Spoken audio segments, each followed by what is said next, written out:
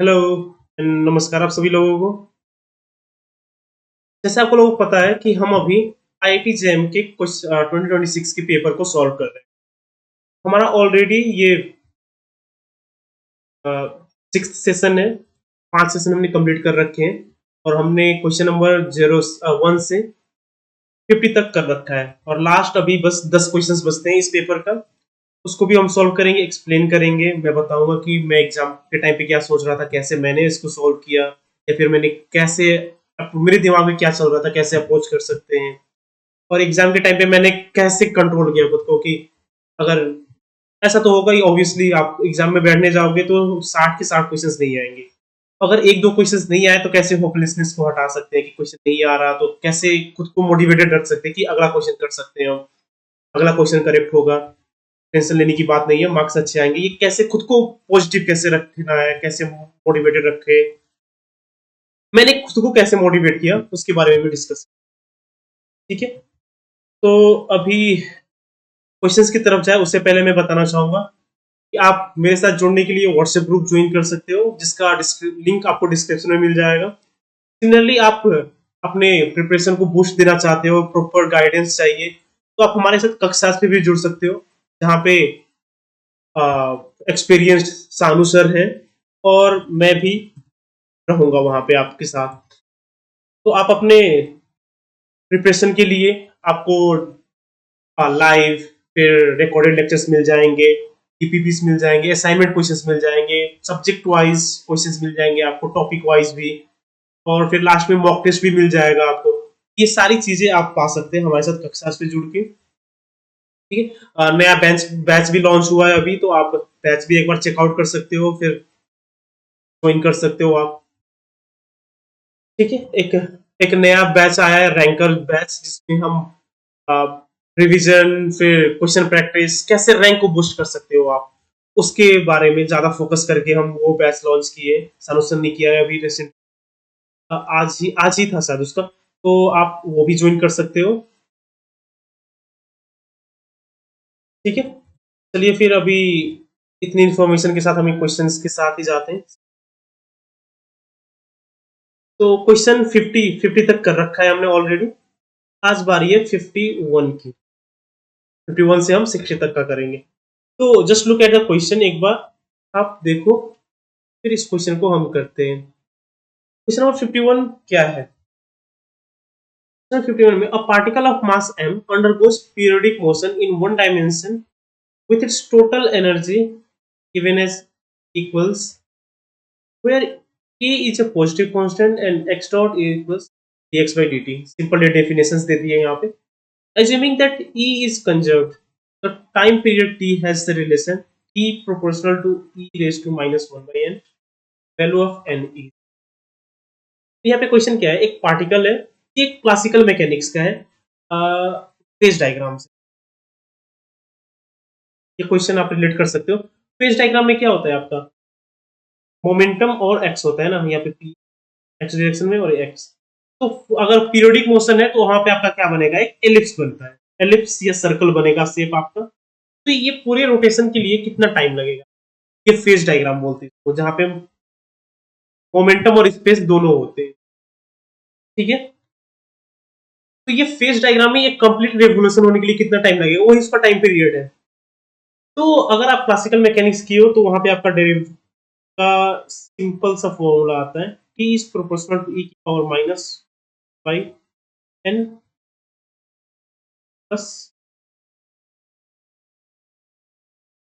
ठीक है, ये रिलेशन आता है। इसका डेरिवेशन आप हमारे साथ कक्षा पे सालों ने करा रखा है, आप देख सकते हो, वो चेकआउट कर सकते हो आप।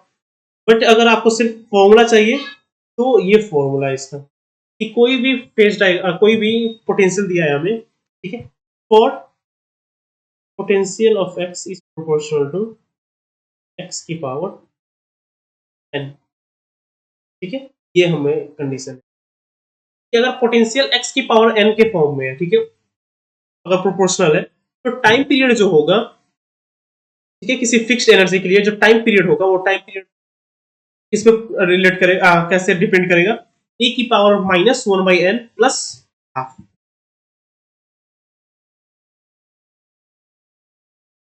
ओके, एक सेकेंड ना, सर मे भी ये प्लस या माइनस में कंफ्यूज हो रहा हूँ, मुझे याद नहीं आ रहा, जस्ट चेक मेरे नोट्स में चेक। क्योंकि ये उल्टा हो रहा है, प्लस यहाँ पे है, ये प्लस में, दूसरा टर्म माइनस में, ये प्लस में, ये माइनस में, और ये पावर है एनर्जी का, ये टोटल पावर है 1/n माइनस। ठीक है, तो यहाँ पे आप क्वेश्चन देखोगे तो एनर्जी ये दिया है, तो आप देखो फर्स्ट टर्म क्या है, ये काइनेटिक एनर्जी है, हाफ mx डॉट का स्क्वायर क्या है, ये काइनेटिक एनर्जी है, और दूसरा टर्म जो है ये क्या है, पोटेंशियल एनर्जी है। तो यहाँ पे आप देख सकते हो पोटेंशियल एनर्जी एक्स पे कैसे डिपेंड कर रहा है, 1/4 की एक्स की पावर 4। तो यहाँ पे आप देखो n कितना है, vx क्या है, प्रोपोर्शनल टू x की पावर 4 है, तो ये दिस इंप्लाइज कि इस फॉर्मूले में हम रख सकते हैं n इक्वल्स टू 4। ठीक है, तो टाइम पीरियड आ जाएगा आपका, time period is equals to e की पावर 1/4 माइनस 1/2। इस सॉल्व करने से आपका आ जाएगा e की पावर माइनस 1/4। तो आप इसको ऑप्शन में क्या दिया है, हमें किसके फॉर्म में लिखना है, e is proportional to e की पावर माइनस 1/n। तो ये दोनों को अगर हम इक्वेट करें तो n इक्वल्स टू 4 आ जाएगा वैल्यू। तो मतलब इसका आंसर कितना है, 51 क्वेश्चन नंबर का आंसर है n इक्वल्स टू। ठीक है, इज दिस क्लियर। हमने क्या किया, हमने फेज डायग्राम देखा, रिलेट किया कि कहां से आएगा इसका आंसर फेज डायग्राम से, और फेज डायग्राम में आप क्लासिकल मैकेनिक्स का क्लास पे देख सकते हो, वहां पे डेरिवेशन है हमारे पास।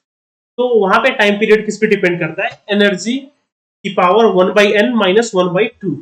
ठीक है, जहां पे n क्या है, n इज पोटेंशियल x का कैसा फंक्शन है, x का एक्सपोनेंट बोल सकते हो आप, n इज द एक्सपोनेंट।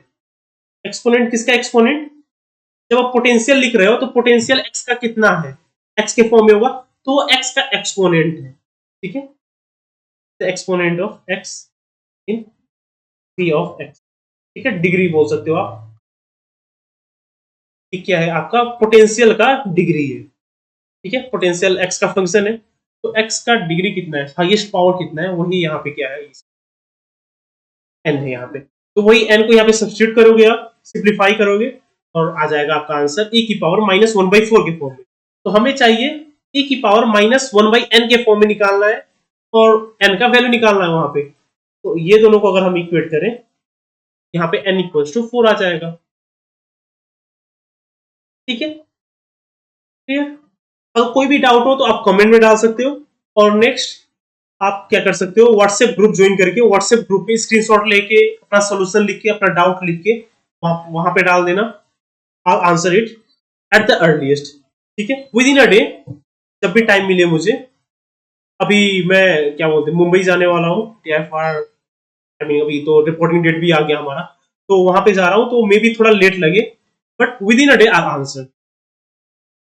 ठीक है, तो अभी नेक्स्ट क्वेश्चन देखते हैं, क्वेश्चन नंबर 52। आप एक बार पॉज करके एक बार देख लो कैसा हो करना, क्या करना होगा हमें इसमें, देन वी विल आंसर। ठीक है,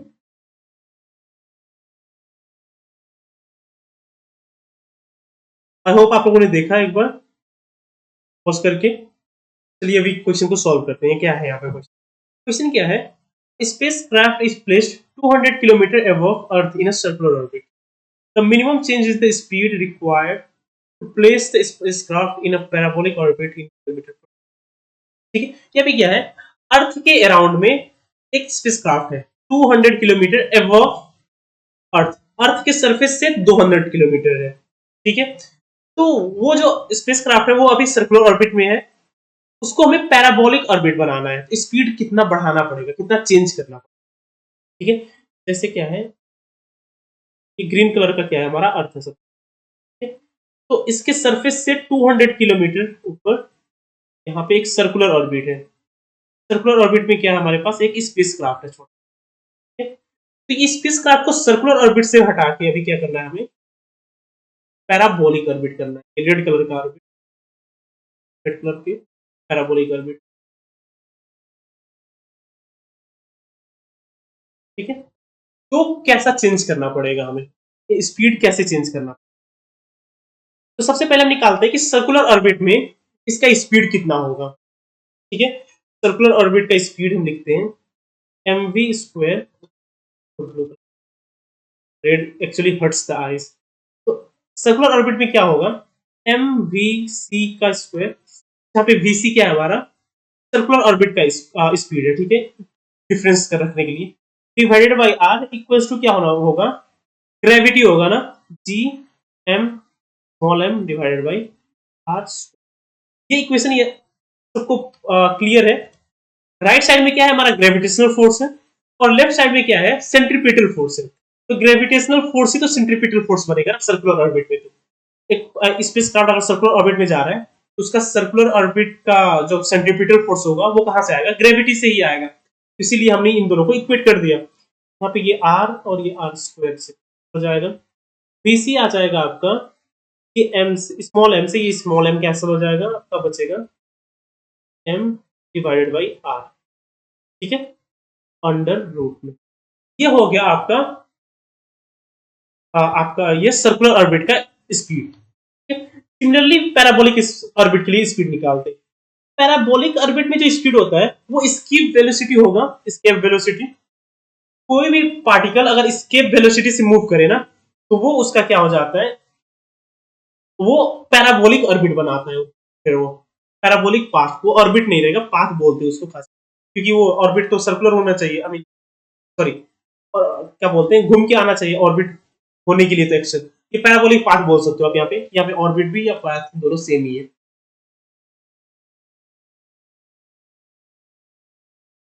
ठीक है।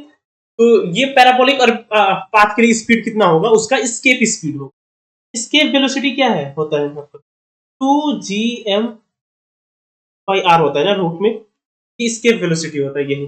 स्केप वेलोसिटी और पैराबोलिक पाथ में जो स्पीड होता है वो दोनों सेम ही होते हैं, ठीक है, क्लियर। तो यहाँ पे हमें क्या निकालना है, वीपी माइनस वीसी, क्या निकालना है, the minimum change in the speed required. हाँ, हमें सर्कुलर ऑर्बिट में उसको पैराबोलिक ऑर्बिट में निकालना है, इसलिए वीपी माइनस वीसी निकाल रहे हैं। तो वीपी माइनस वीसी क्या हो जाएगा अभी, divided by two, sorry under root two G M by R minus under root by R, ठीक है, क्लियर। और यहाँ पे हो जाएगा आपका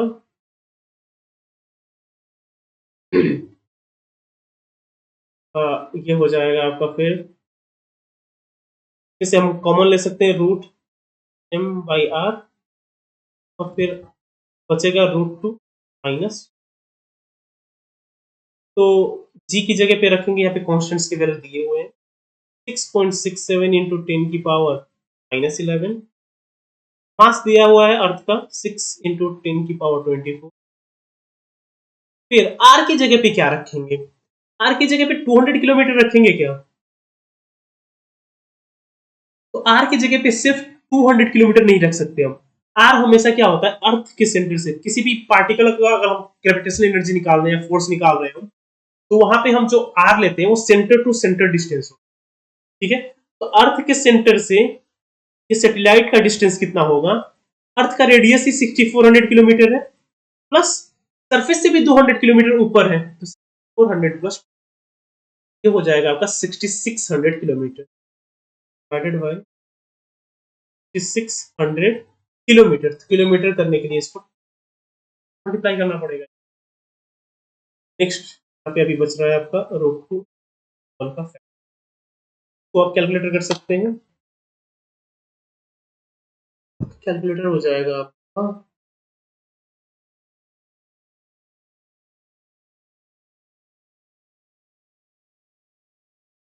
डिवाइडेड बाय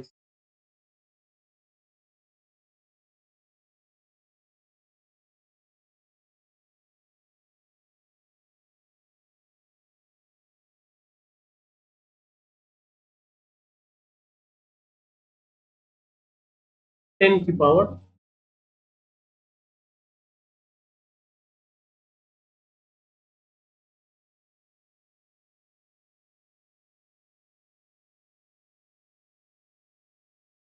क्या आ रहा है आपका 3.225। क्या आ गया आपका स्पीड मीटर पर सेकंड में। हमें आंसर किस में चाहिए, किस फॉर्म में, हमें आंसर चाहिए किलोमीटर पर सेकंड में। तो इसका मतलब हमें इसको 1000 से डिवाइड करना होगा, आ जाएगा आपका किलोमीटर पर सेकंड। किलोमीटर पर सेकंड में आपका आएगा 3.2 डेसिमल पॉइंट तक 1 डेसिमल पॉइंट 3.2 किलोमीटर पर सेकंड। ठीक है, और इसका आंसर भी है आपका क्या दिया है, नंबर 52 है, तो 52 का आंसर 3.0 से का रेंज, इसका हमारा आंसर है 3.2 और इसका करेक्ट आंसर का रेंज दिया हुआ है 3.0 से 0.5 और आंसर यहाँ पे राइट है। ठीक है, ये कर सकते हो आप। नेक्स्ट इसको दूसरे तरीके से कर सकते हो जो थोड़ा सा कॉम्प्लिकेटेड होगा। अगर आप लोगों ने क्या बोलते हैं ऑर्बिटल मैकेनिक्स किया है आप लोगों ने, अगर किया है, फॉर्मूले याद है, वहां पे होता है आपका एक्सेंट्रिसिटी। एक्सेंट्रिसिटी होता है 1+2, सॉरी EL।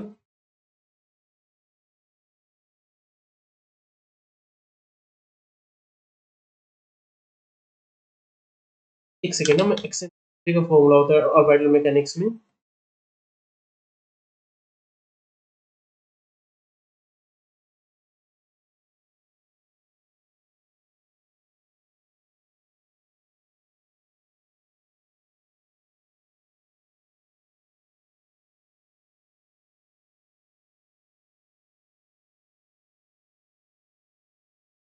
एंगुलर मोमेंटम आप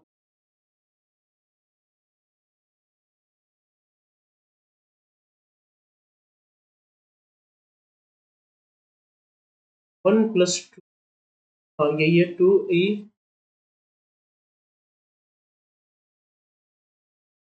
divided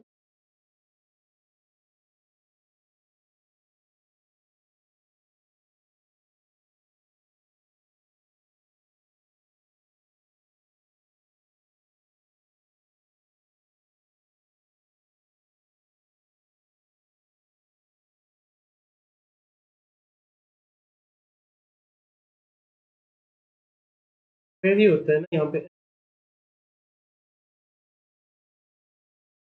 formula exactly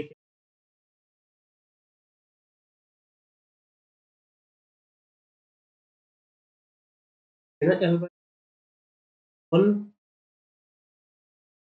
plus E cos theta होता है, और फिर E की जगह पे होता है आपका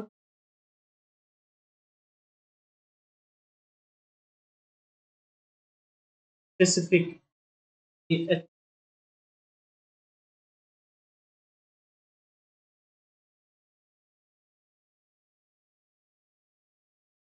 एक बार मैं डायमेंशनल एनालिसिस कर लेता हूँ। एंगुलर मोमेंट एनर्जी होगा आपका kg टाइम्स पे, मोमेंटम होगा आपका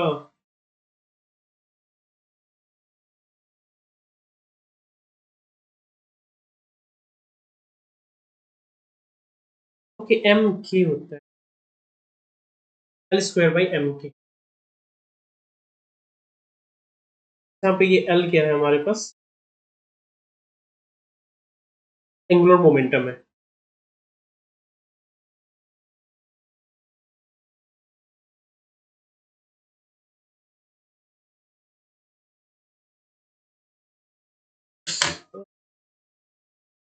ना। एक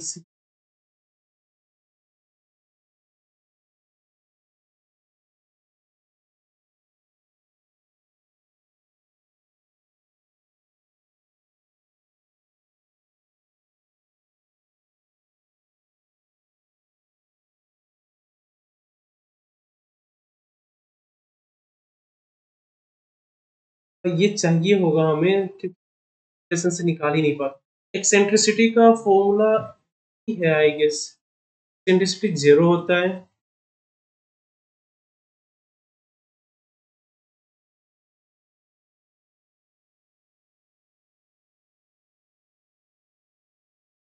बट ये कॉम्प्लिकेटेड होगा आपके लिए। ओके ओके, कोई ना।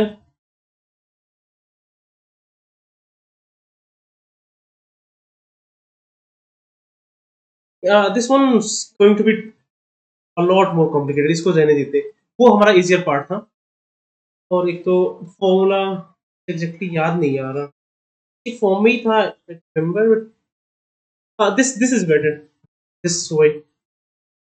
इसके वेलोसिटी हमें पता है, इसके वेलोसिटी निकाल सकते हैं। इसके वेलोसिटी क्या होता है आपका, पैराबोलिक पाथ का स्पीड होता है उससे, ठीक है।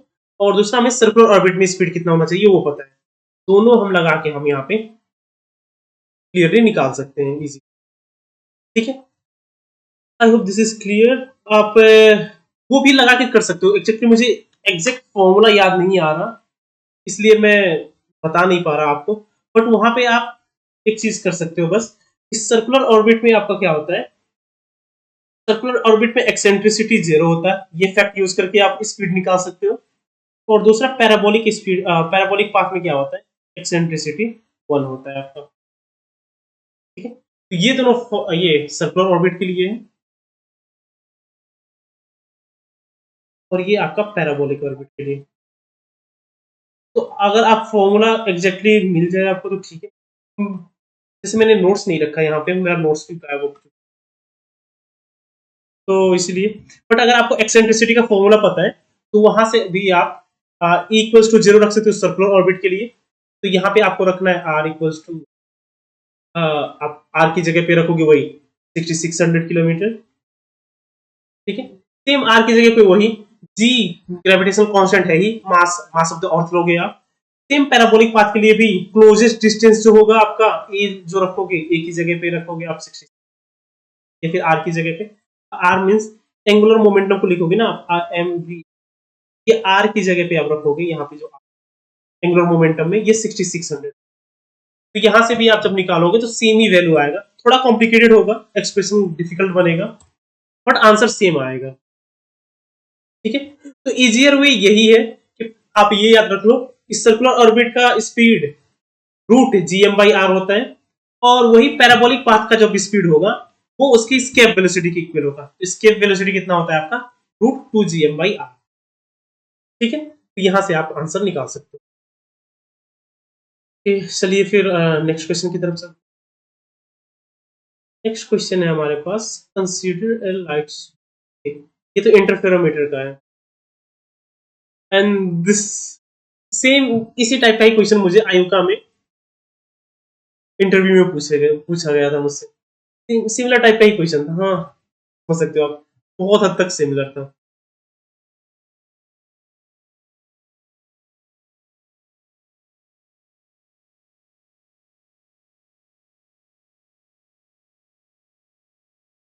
तो आई होप आप लोगों ने देख लिया ये question,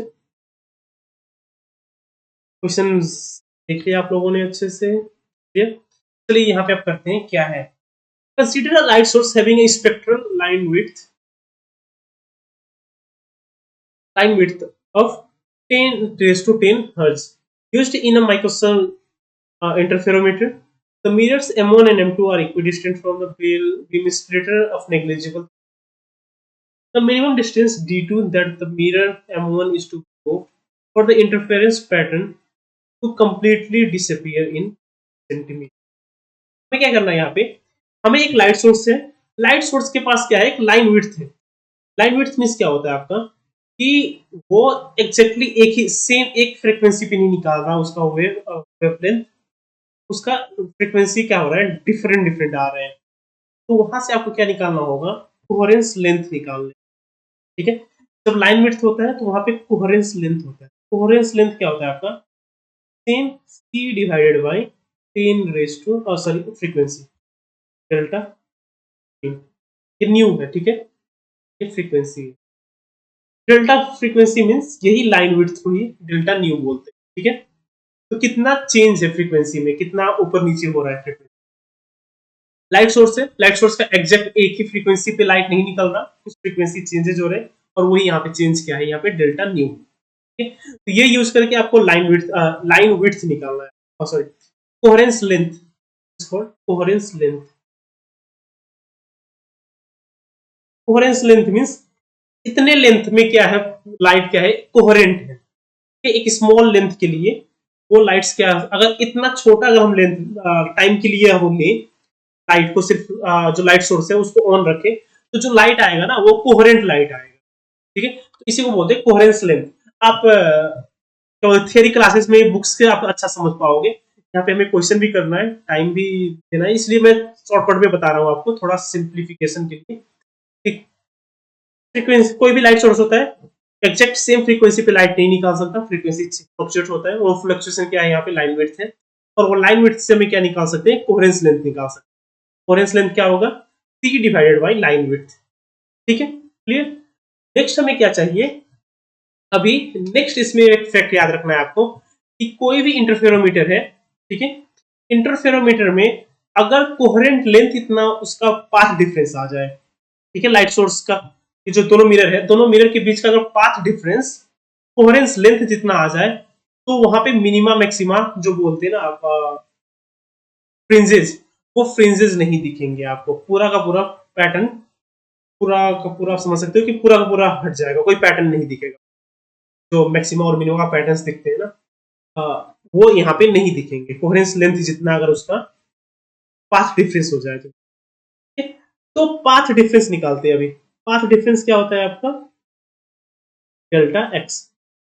delta X, delta x आपका इंटरफेरोमीटर में क्या होता है, अगर इस मिरर को हम d2 डिस्टेंस से मूव करा रहे हैं, मिरर अगर यहाँ पे आ जा रहा है, अब देखो तो, क्योंकि ये पार्ट का लाइट जो वर्टिकल जा रहा है वो तो सेम पाथ लेंथ ही फॉलो कर रहा है, और जो हॉरिजॉन्टल लाइन है वो क्या करेगा, अभी थोड़ा सा एक्स्ट्रा पाथ ट्रैवल करेगा। एक्स्ट्रा पाथ कितना, तो d2 डिस्टेंस राइट की तरफ जाएगा, फिर मिरर से स्ट्राइक करके फिर d2 डिस्टेंस एक्स्ट्रा वापस भी आएगा ना, इसका तो जो पाथ डिफरेंस होगा वो कितना होगा, 2 टाइम्स d। ठीक है, तो हमें लाइन सॉरी ये जो पैटर्न है, पैटर्न का पूरा डिस्टर्ब करने के लिए क्या होना चाहिए, delta X equal L C, delta X की जगह पे 2d2 रखोगे आप, एल सी की जगह पे c divided by del nu, यहाँ पे आपका d2 आ जाएगा, c डिवाइडेड बाई 2 डेल्टा। ठीक है, तो यहाँ पे वैल्यू रख देते हैं, c equal to 3 into 10 power 2 into 10 raised to 10। ठीक है, ये आ जाएगा आपका 1.5 into 10 की पावर -2 मीटर्स। ये मीटर में आएगा, सारी चीजें ऐसा यूनिट में यूज किए थे तो हमारा मीटर। हमें d2 क्या चाहिए, सेंटीमीटर में चाहिए, सेंटीमीटर में 100 से मल्टीप्लाई कर देंगे तो बचेगा सिर्फ सेंटीमीटर। आंसर देखते हैं किस में चाहिए, हमें सेंटीमीटर में चाहिए, rounded up to 1 decimal. Same answer हमारा 1.5। ठीक है, I believe this is clear के लिए 53। और इसका मैं वो भी देख लेता हूँ, रेंज क्या दिया था, 53 है ना, नंबर 53 में आपको इसका रेंज नहीं है, यहाँ पे एग्जैक्ट सेम यही वैल्यू 1.5 टू 5। इसका करेक्ट आंसर सिर्फ इतना है। ठीक है, तो एग्जैक्टली आपको वो यहाँ पे 1.5 ही चाहिए। क्लियर, फिर नेक्स्ट क्वेश्चन देखते हैं, आप एक बार देखो पॉज करके, ट्राई इट योरसेल्फ, अगर आप लोगों ने स्पेशल रिलेटिविटी कर रखा है तो, एंड वी विल कंटिन्यू।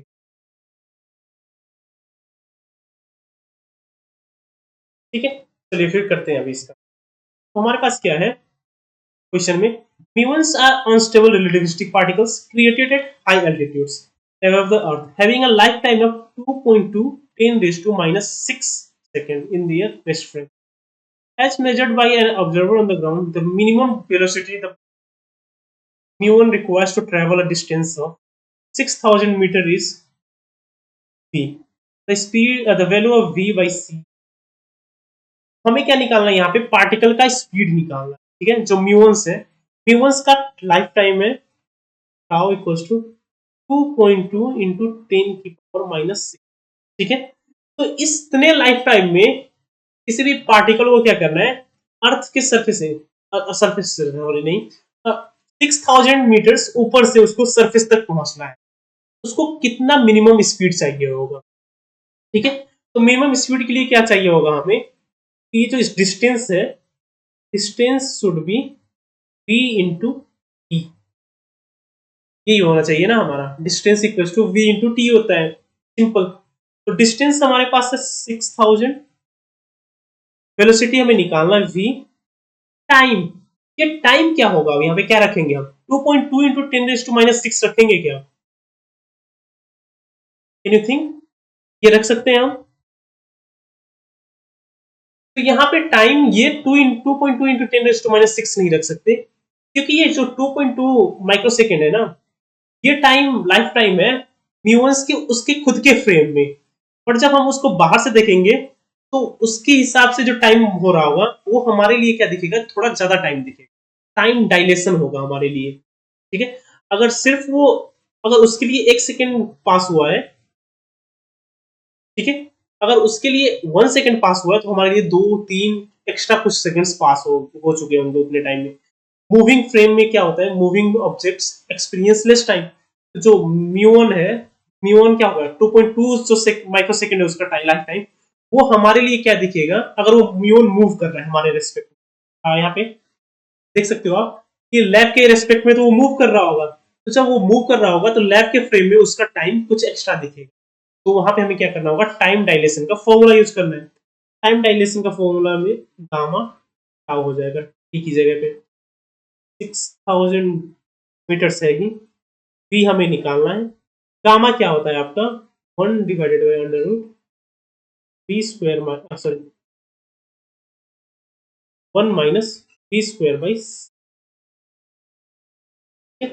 और टाउ हो जाएगा आपका 2 माइनस, क्लियर। फिर यहाँ पे हम क्या रखेंगे, अभी सबको एक जगह पे लेके आते हैं, 1000/2 इंटू 10 जाएगा रूट माइनस दोस्तों। ठीक है, नेक्स्ट क्या कर सकते हैं, हम दोनों तरफ सी से डिवाइड कर देते हैं, यहाँ पे भी सी से डिवाइड कर देते हैं और राइट साइड में भी से डिवाइड कर देते हैं। ऐसा क्यों किया, क्योंकि हमें आंसर v बाई सी के फॉर्म में चाहिए, हमें सिर्फ वेलोसिटी नहीं निकालना, हमें v बाई सी के फॉर्म में निकालना। यहाँ पे क्या कर देते हैं, v बाई सी को ही हम x मान देते हैं। ठीक है, इसी का तो वैल्यू निकालना है ना हमें, थोड़ा सिंपल हो जाएगा, एक्सप्रेशन हमें थोड़ा सिंपल दिखेगा। 6000 डिवाइडेड बाई 2.2 इंटू 10⁻⁻6, और यहाँ पे c की जगह पे 3 इंटू 10⁸ हो जाएगा, और यहाँ पे √1 - x², और दूसरे साइड में सिर्फ x हो जाएगा। ठीक, तो कैलकुलेटर में कर लेते हैं,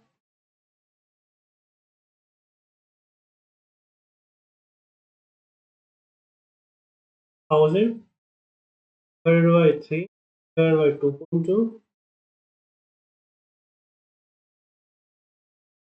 डिवाइडेड बाई, क्या आ रहा है आपका 9.09, क्या आ गया आपका 9.09, और 1 - x इक्वल्स टू x। हमें क्या करना है, यहाँ पे दोनों तरफ भी स्क्वायर करना होगा, स्क्वायर स्क्वायर, तो x का वैल्यू आ जाएगा 9.09 का स्क्वायर, यहाँ पे 1 - x² इक्वल्स टू x², तो हो जाएगा आपका 9.09 का माइनस 9.09 का square x equals to x। तो एक्स स्क्वायर का सिर्फ अगर लिखे हैं यहाँ से तो एक्स स्क्वायर हो जाएगा आपका 9.09 का स्क्वायर डिवाइडेड बाई 1, 9.09 का स्क्वायर, और सिर्फ x निकालना है तो अंडर रूट करना होगा इसका, 9.09, 1 प्लस 9.09 का, ये कैलकुलेट कर लेते हैं। 9.09 का स्क्वायर डिवाइडेड बाई 1 प्लस 9.09,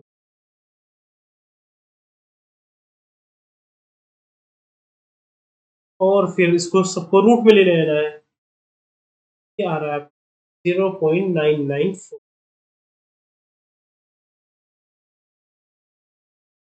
ठीक है, तो इसका आंसर का रेंज दिया है हमारे पास कितना है 54। क्वेश्चन नंबर 54 में आपको रेंज दिया है 0.992 0.997। हमें 3 डेसिमल प्लेस तक कितना है 3 डेसिमल प्लेस तक चाहिए था, इसलिए हम यहाँ पे 0.994 और आंसर यही आया, हमने यही रख दिया। यहाँ पे हमने थोड़ा सा राउंड ऑफ किया है, इसलिए आप लोगों का मे भी डिफरेंट आ जाए। अगर पूरा का पूरा कैलकुलेटर में अगर सॉल्व करोगे आप तो मे भी डिफरेंट आ जाए, क्योंकि मैंने यहीं पे सिंप्लीफिकेशन इस पार्ट पे ही मैंने राउंड ऑफ करके 9.09 रखा, क्योंकि इसका आंसर आ रहा था 9.0909। नेवर एंडिंग था ये। ठीक है, थोड़ा बहुत ऊपर नीचे आ सकता है, बट ओवरऑल आपका आंसर इसके बीच में ही आएगा, 0.995 के अराउंड ही आएगा। ठीक है, गुड, डन। चलिए फिर नेक्स्ट क्वेश्चन की तरफ जाते हैं। ये तो रिलेटिविटी का क्वेश्चन था, टाइम डायलेशन का सिर्फ फॉर्मूला यूज करके। ज्यादा टफ नंबर 50, ये देखिए आप एक बार।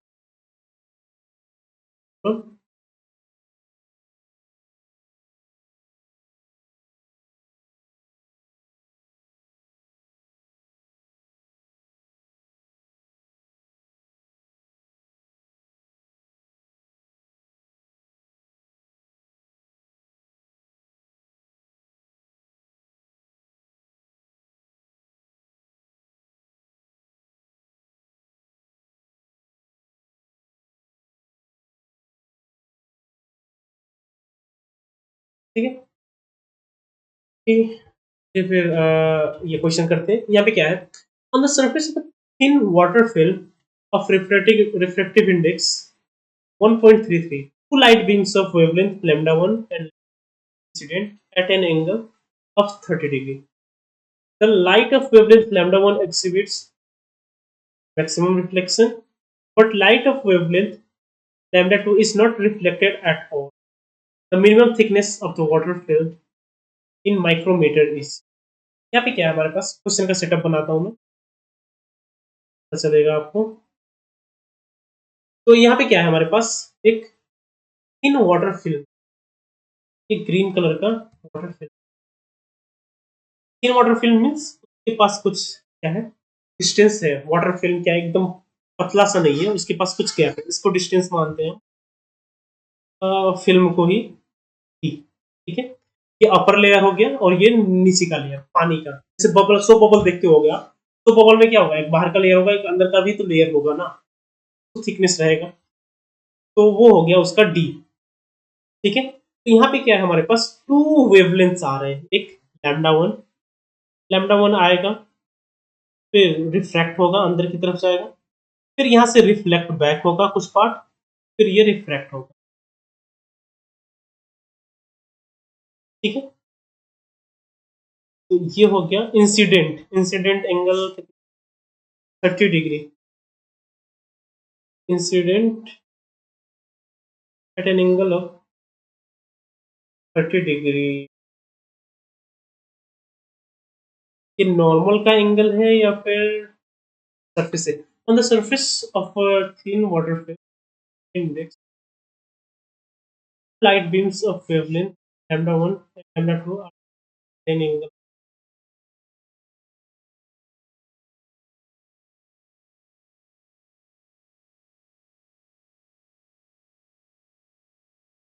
It's confusing little bit। ये एंगल जो दिया है कि नॉर्मल का एंगल है या फिर light beams of wavelength lambda 1 and lambda 2 degree with the surface है या फिर नॉर्मल। यहाँ पे विद द सरफेस ही होगा, क्योंकि नॉर्मल बोला नहीं है। ऐसे केसेस में मैंने देखा खास करके ये सरफेस से ही एंगल देते हैं, कि नॉर्मल का तो हम कैलकुलेट कर नहीं सकते, सरफेस के साथ का ही एंगल हम निकाल सकते हैं। जी मैं यही सपोज करके करता हूँ कि ये 30 डिग्री। ठीक है, तो यहाँ पे इंसिडेंट एंगल क्या होता है, हमेशा नॉर्मल से लेते हैं, तो नॉर्मल ये एंगल कितना होगा, तो आई इक्वल्स टू 60। ठीक है, ये करके करते हैं हम। मैंने जहां तक देखा खास करके ये सरफेस के साथ ही देखते हैं एंगल, इसलिए मैं सरफेस के साथ वाला ही एंगल ले रहा हूं। तो 30 डिग्री अगर सरफेस के साथ बना रहा है तो नॉर्मल के साथ कितना एंगल बनेगा इसका? 60 डिग्री बनेगा। ठीक है, तो पाथ डिफरेंस निकालते हैं हम। पाथ डिफरेंस क्या होगा? डेल्टा। अब देखो, तो यहाँ पे एक लाइट ऐसे भी तो आएगा ना, येलो कलर का बनाता हूँ, सेम लाइट ही येलो कलर का ऐसे आएगा, तो ये सेम ऐसे ही पैरेलली चले जाएगा। देखो आप, जो ये ब्लू कलर का लाइट आ रहा है और ये येलो कलर का लाइट आ रहा है, तो येलो वाले कलर की लाइट के लिए आपको कुछ कम ही डिस्टेंस ट्रेवल करना पड़ रहा है ना, जबकि ये ब्लू कलर का लाइट क्या हो रहा है? एक्स्ट्रा लाइट पाथ ट्रेवल करके आ रहा है, और दोनों क्या होंगे? फिर इंटरफियर करेंगे। ठीक है, तो दोनों जब इंटरफियर करेंगे तो यहाँ पे मैक्सिमा या मिनिमा बनेगा, वो डिपेंड करेगा। तो सबसे पहले पाथ डिफरेंस निकाल लेते हैं, दोनों लाइट के बीच का पाथ डिफरेंस कितना होगा, उसके बाद के आगे देखेंगे कि मैक्सिमा या मिनिमा बनाना है। तो पाथ डिफरेंस क्या होता है आपका? यहाँ पे अगर थीटा रख दें, और ये अगर अल्फा है ये एंगल, अब देखो ये डी है, ठीक है, वर्टिकल डिस्टेंस डी है, तो ये जो पाथ डिफरेंस, ये यहाँ पे ये जो स्लेंट ब्लू कलर का स्लेंटिंग लाइन बन रहा है, वो ही होगा ना उसका पाथ डिफरेंस। तो वो आ जाएगा आपका डी,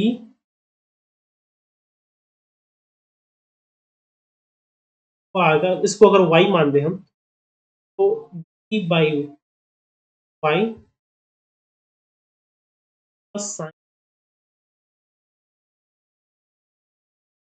ठीक है, साइन अल्फा, बट अल्फा की जगह पे हम आर रखते हैं, यहाँ पे ये आर। ठीक है, तो alpha equals to 90 plus R होगा, 90 degree plus, 90 degree minus R, 90 degree minus. यहाँ पे अल्फा की जगह पे 90 डिग्री माइनस आर रखते हैं। आर क्या है यहाँ पे? रिफ्रैक्टेड एंगल है। ठीक है, refracted angle. I incident angle था, अल्फा क्या है हमारा, सॉरी आर क्या है? Refracted angle. तो D by Y to sine 90 minus R, तो कॉस आर हो जाएगा ना, तो Y equals to B divided by cos R. ठीक है, ये हो जाएगा। बट कॉस आर की जगह पे हम दूसरा क्या रख सकते हैं? सॉरी, पाथ डिफरेंस क्या होगा? पाथ डिफरेंस देखो तो ब्लू कलर के लाइट के साथ नीचे जाएगा, फिर ऊपर भी तो आएगा ना, तो यहाँ पे 2 टाइम्स वाई होगा, तो वैल्यू आ जाएगा आपका 2 डिवाइडेड बाई कॉस, हो गया आपका पाथ। ठीक है, तो हम रख सकते हैं पाथ, तो हमें चाहिए होगा रिफ्रैक्टेड एंगल, तो mu one sine I equals to mu two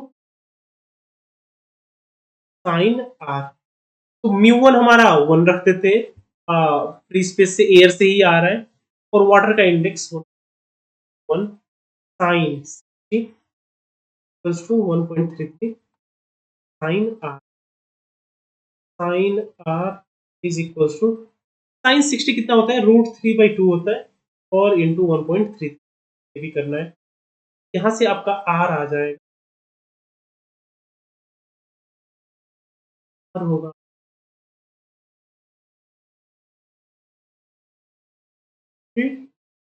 divided by 2 divided by 1.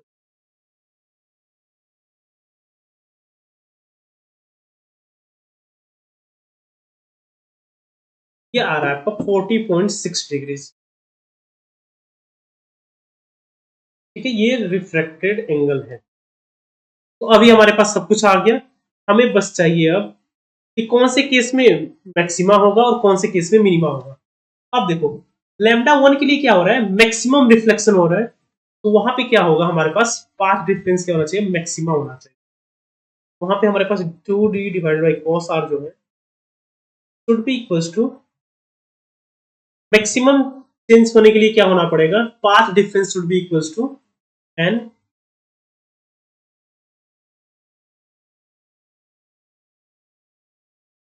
ठीक है, ये लैम्डा वन के लिए है। सिमिलरली हम क्या करेंगे? 2d divided by cos r, ये जो पाथ डिफरेंस है लैम्डा 2 के लिए क्या हो रहा है, मिनिमम रिफ्लेक्शन हो रहा है। हाँ, लैम्डा 2 के लिए क्या हो रहा है, कोई भी लाइट वेवलेंथ आ ही नहीं रहा, कोई भी लाइट आ ही नहीं रहा। तो लैम्डा 2 के लिए ये कब होगा, जब क्या होगा, डिस्ट्रक्टिव इंटरफेरेंस होगा। तो डिस्ट्रक्टिव इंटरफेरेंस के लिए एक पार्ट डिफरेंस क्या होता है, odd integer multiple of lambda by 2। Odd क्या होगा, 2m+1 लैम्डा बाई लैम्डा 2/2। ठीक है, तो यहाँ पे अभी सारी वैल्यूज रखते हैं और फिर बता सकते हैं हम डी का वैल्यू। तो डी एन लैम्डा 1 कितना है, लैम्डा 1 है 0.64 माइक्रोमीटर। 6 10 की पावर माइनस माइक्रोमीटर में है, divided by 2 into cos R. Cos R की जगह पे कॉस आर ही रखते हैं, अभी वैल्यू निकाल देंगे। यहाँ पे होगा आपका इक्वल्स टू m+1 लैम्डा 2 हमारे पास है 0.4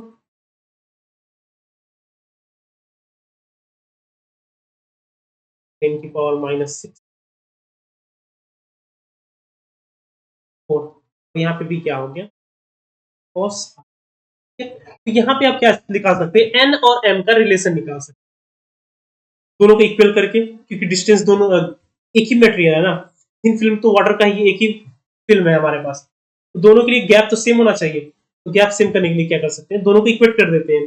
दोनों को इक्वेट करेंगे अगर हम, तो आप देखो cos r और cos r से कैंसिल हो जाएगा, 2 से यहाँ पे 2 कैंसिल होगा, फिर हमारे पास 10 की पावर माइनस 6 से 10 की पावर माइनस, तो बचेगा हमारे पास 0.64 n इक्वल्स टू 0.04 0. सॉरी 0.40 है,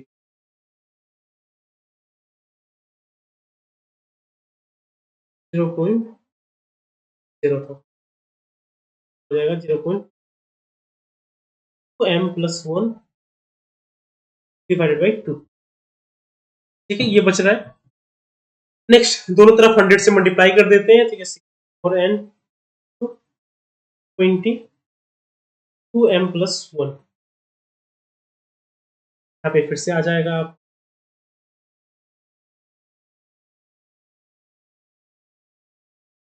n की जगह पे यहाँ पे आप कितने से डिवाइड कर सकते हैं, 4 से, 3 हो जाएगा, 5 हो जाएगा, हमारे पास बचेगा 16n equals to 10m plus. अभी यहाँ पे क्या करना होगा, आपको ट्राई करना होगा मिनिमम वैल्यूज, कौन सा n का वैल्यू ले। तो दोनों क्या है, m और n दोनों इंटीजर वैल्यूज है। ठीक है, तो सबको हमें क्या करना पड़ेगा, ट्राई करना पड़ेगा। तो सबसे पहले ट्राई करते हैं हम,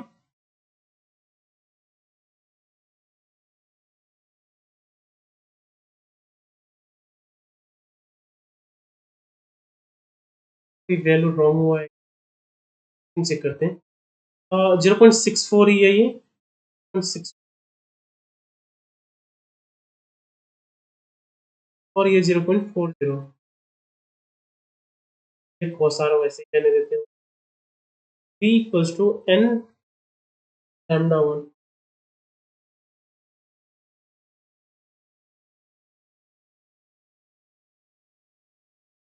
टू m+1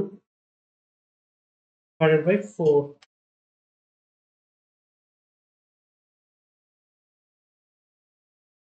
तो यही बच रहा है,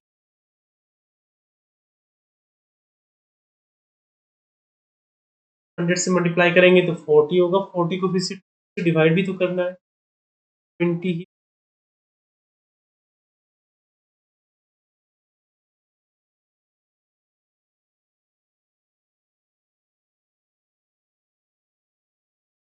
तो हमेशा ऑड नंबर ही रहेगा। क्या वैल्यू आने के लिए मैं चेक करता हूँ मेरे यहाँ पे टीजर में आ ही नहीं रहा इसका क्लोजेस्ट।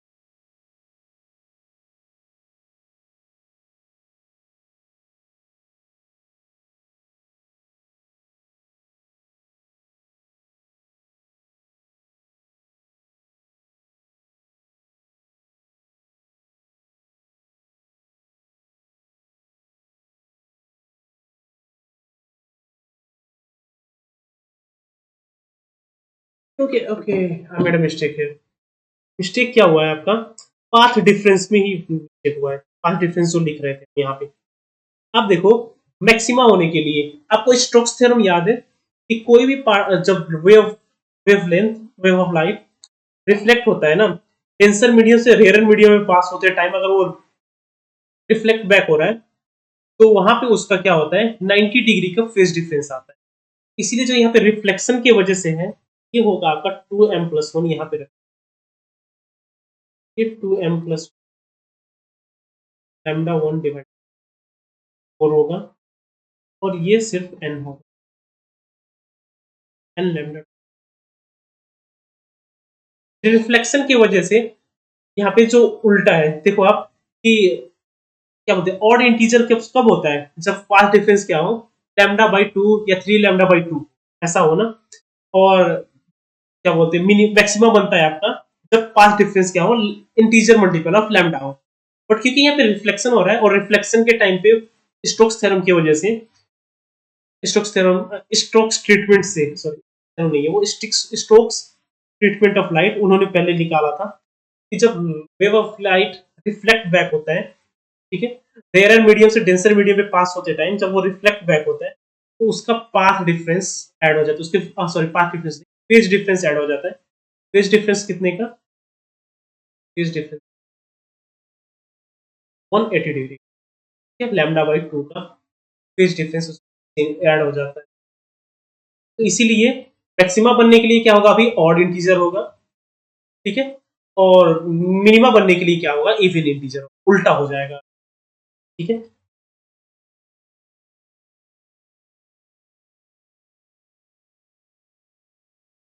सेम वही सॉल्व भी करना है, 2n+, यहाँ पे 4 होगा,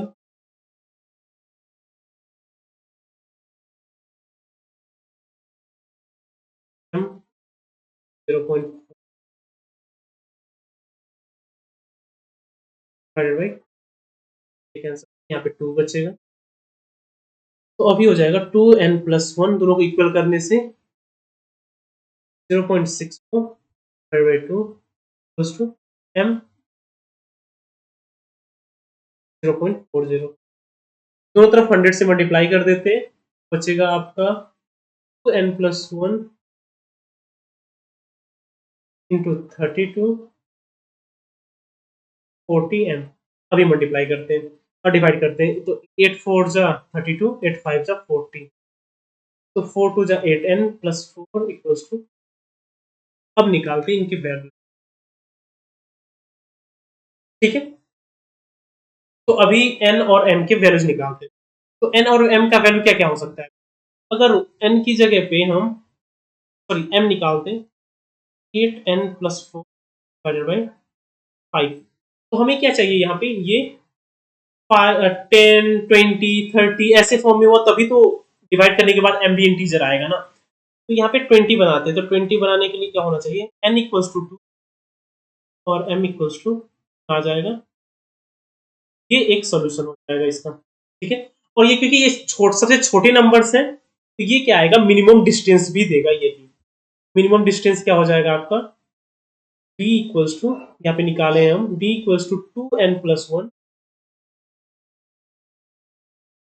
इंटू 0.64 इंटू 10 की पावर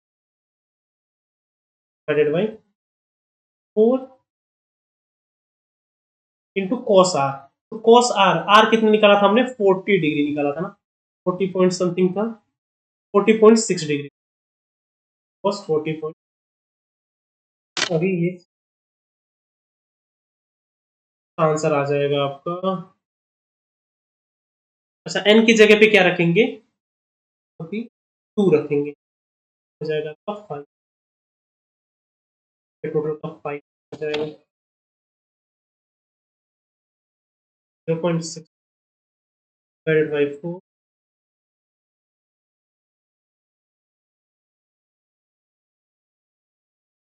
कॉस,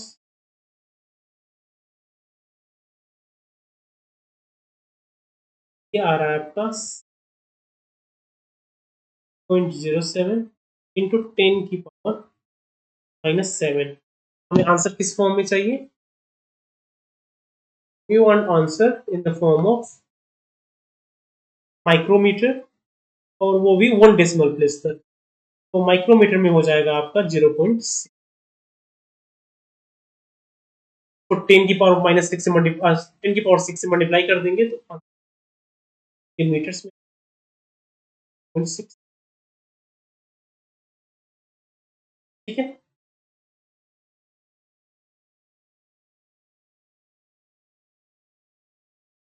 हमारा क्वेश्चन 55 है, 5 में 0.6। अच्छा, 2 डेसिमल प्लेस तक चाहिए क्या हमें? तो 2 डेसिमल प्लेस तक 0.61 हो जाए, तो राउंड ऑफ करेंगे ना यहाँ, 0.6 प्लेस तक हो जाएगा ये 0.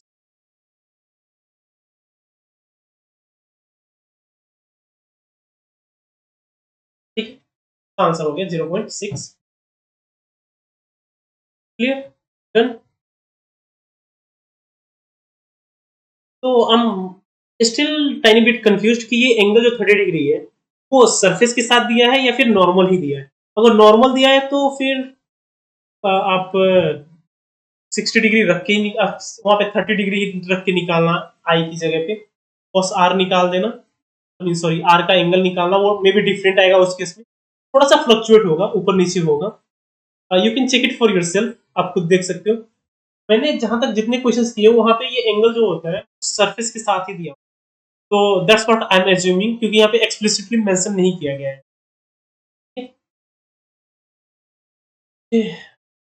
चलिए फिर नेक्स्ट क्वेश्चन देखते हैं। फिर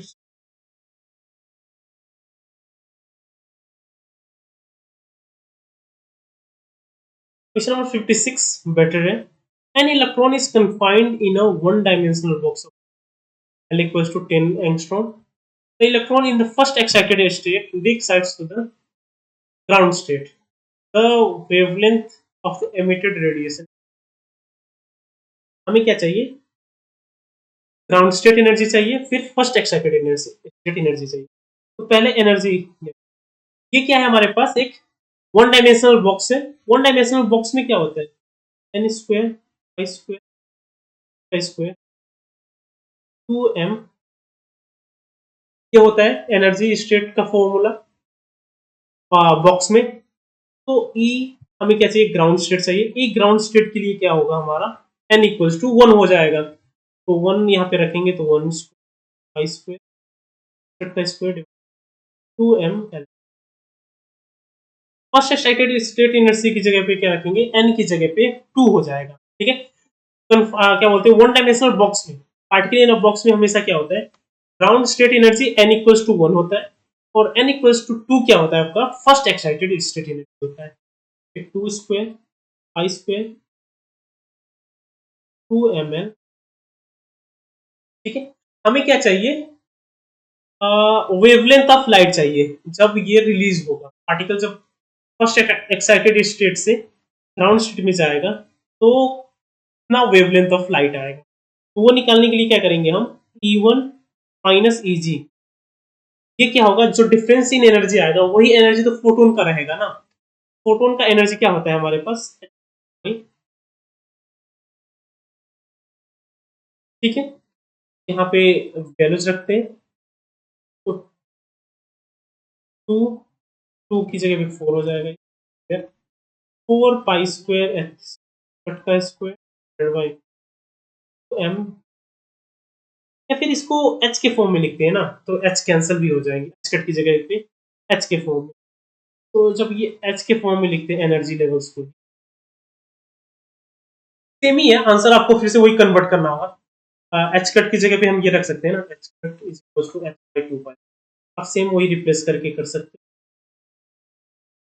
जो फॉर्मूला याद है तो वही कर देता हूँ मैं। वहाँ पे होता है N square H square 8m। तो ग्राउंड स्टेट एनर्जी हो जाएगा एच स्क्वायर डिवाइड बाई 8, और फर्स्ट एक्साइटेड स्टेट एनर्जी हो जाएगा 4 एच स्क्वायर डिवाइड बाई 8। ठीक है, यहाँ पे ये रखेंगे 4 H square divide by 8 ml square minus H square divide by 8 ml square, तो एच बाई लैम्डा। यहाँ पे क्या क्या कॉमन ले सकते हैं हम, H square divide by 8 ml² common ले सकते हैं, 4 - 1 बचेगा equals to H C by lambda, एक एच से एक एच कैंसिल हो गया, हमारे पास बचेगा 3h/8 ml²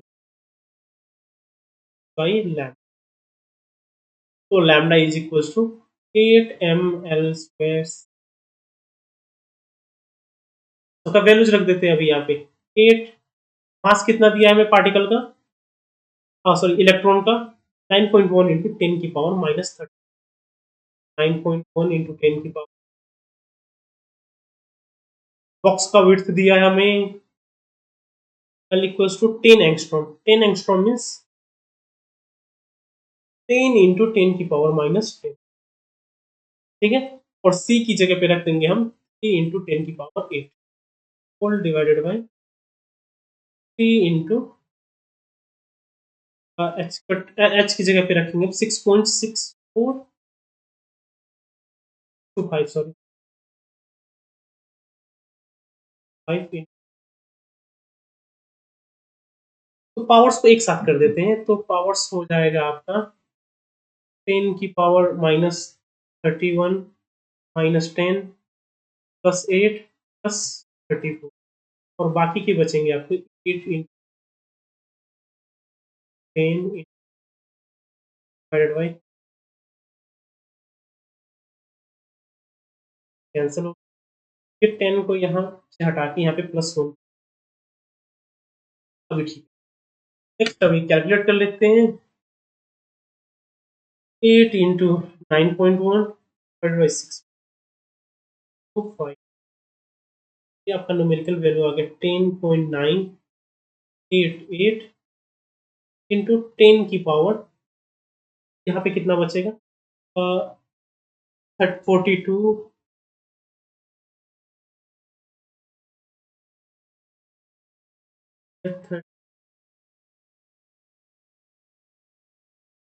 31 प्लस ये आपका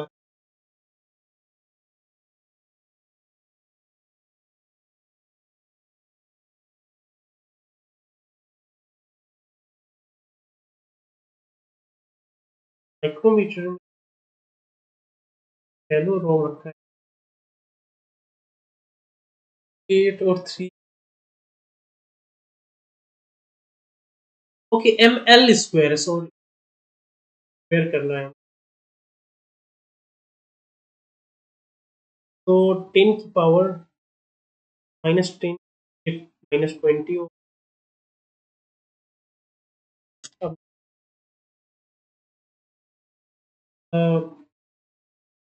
34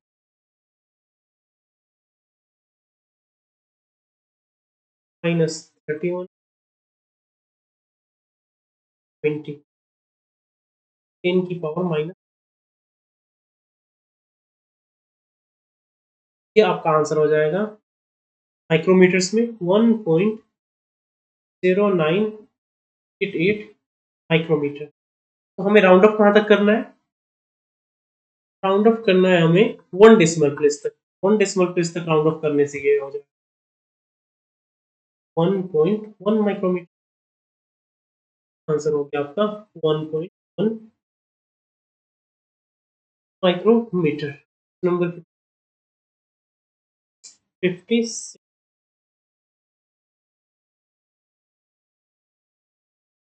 इसका रेंज दिया है आपको 0.9 से 1.3, तो ऑब्वियसली और आंसर भी इसी रेंज के अंदर ही आ गया है, ठीक है, ओके। नेक्स्ट क्वेश्चन,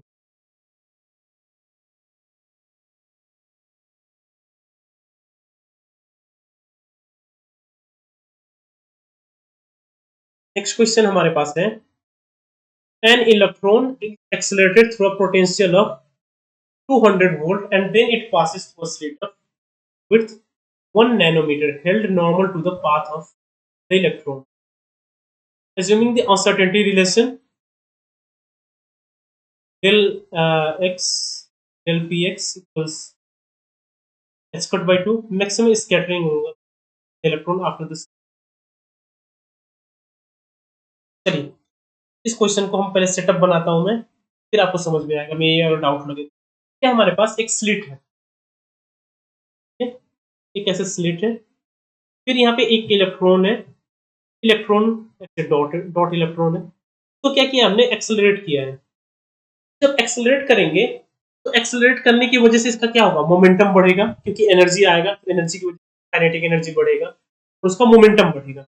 तो हम निकाल सकते हैं इसका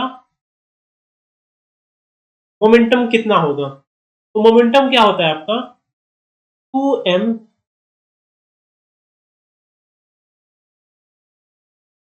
अंडर रूट,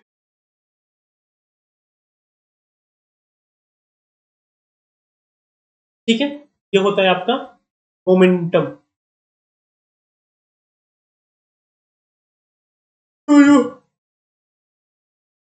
एनर्जी है, एनर्जी की जगह पे रखेंगे हम काइनेटिक एनर्जी। काइनेटिक एनर्जी कितना होता है आपका इलेक्ट्रिक फील्ड में, इलेक्ट्रिक फील्ड में आपका होता है E इंटू वी, सिंपल EV हो जाता है kinetic energy, small E capital V, जहाँ पे स्मॉल ई आपका इलेक्ट्रॉनिक चार्ज है और वी उसका क्या बोल सकते हो, पोटेंशियल डिफरेंस है।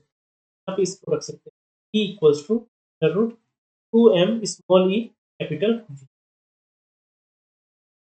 ठीक है, ये हो गया ओरिजेंटल मोमेंटम, ठीक है। और यहाँ पे स्लिट का विड्थ है, तो स्लिट के विड्थ की वजह से अनसर्टेनिटी रिलेशन की वजह से क्या होगा आपका वर्टिकल मोमेंटम कंपोनेंट, ठीक है। वर्टिकल मोमेंटम कंपोनेंट को क्या बोल देते हैं, delta X delta P is equals to H cut by 2, ठीक है। तो डेल्टा पी एक्स जो है वो आ जाएगा आपका H cut by 2 delta x. H cut कितना होता है हमारा 6.625 इंटू और माइनस डिवाइडेड बाई 4 पाई हो जाएगा, और into delta X. Delta x कितना दिया हुआ है इस क्वेश्चन में, 1 नैनोमीटर दिया हुआ है। 1 नैनोमीटर, 1 नैनोमीटर मीन्स 10 की पावर। यहां से आ जाएगा आपका डेल्टा पी 6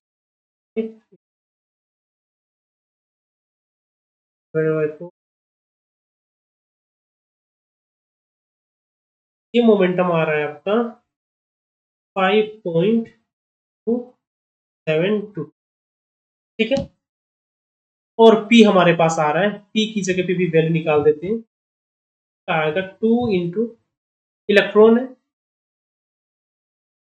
यहाँ पे हमारे पास इलेक्ट्रॉन ही है तो उसका मास हमारे पास 9.1 है, 9.1 इंटू 10 की पावर माइनस, इलेक्ट्रॉन का चार्ज 1.6 10 की पावर, और पोटेंशियल डिफरेंस कितना दिया गया है, पोटेंशियल डिफरेंस इज 200 वोल्ट। अभी इसको कैलकुलेट कर लेते हैं, तो ये आएगा 2 इंटू 9.1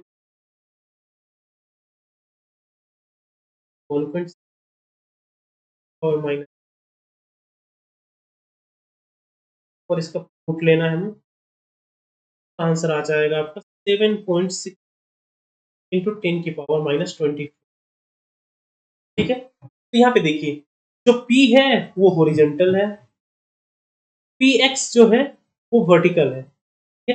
तो हमें क्या निकालना है, मैक्सिमम स्कैटरिंग निकालना है। मैक्सिमम स्कैटरिंग मींस ये एंगल थी जो P डेल्टा Px और P के बीच में बन रहा हो वो जैसे बनेगा, ठीक है।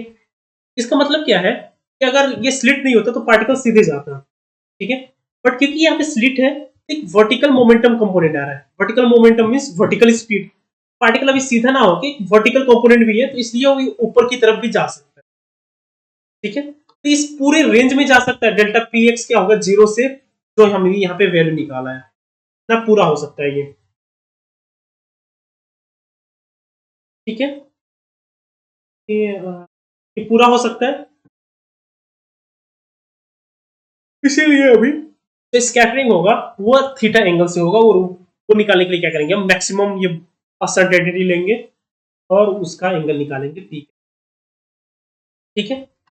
तो यहाँ पे ये वैल्यू मैंने पावर नहीं लिखा, एक्सपोनेंट वाला पार्ट 0.6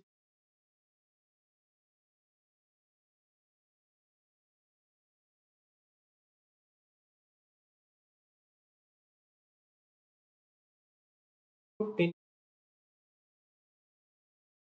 ठीक है। यहाँ पे हो जाएगा आपका tan theta equals to delta P X divide by P X है आपके पास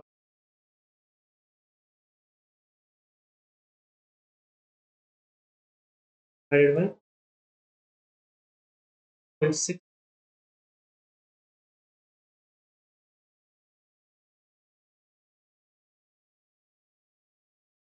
तो यहाँ पे करते हैं डिवाइड बाई 7.6 से 10 की पावर 20, और हमें चाहिए ये वैल्यू आ रहा है आपका 0. हमें चाहिए यहाँ पे थीटा निकालना है, तो थीटा के लिए tan इनवर्स का function tan inverse 0.00 tan inverse 0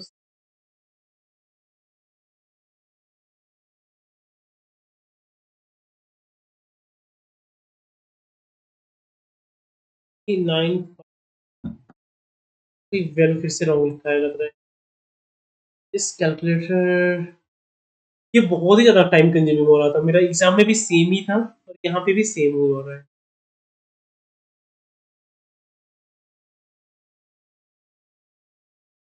okay, हमें एंगल रेडियन में भी निकालना है, एक बार चेक कर लेते हैं।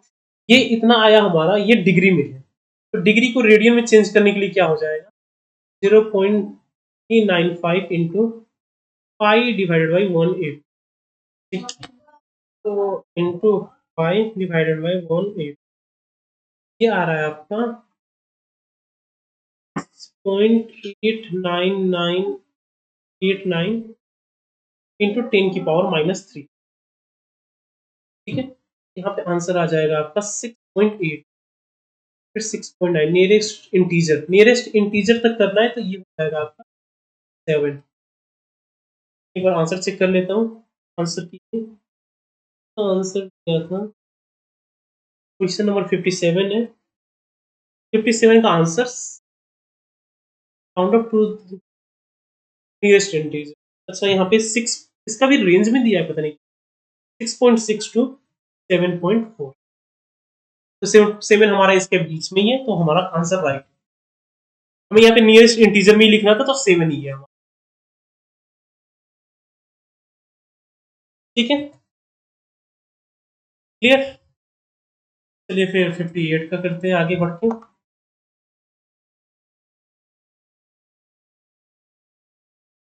एक बार देखो इसको 58 का, फिर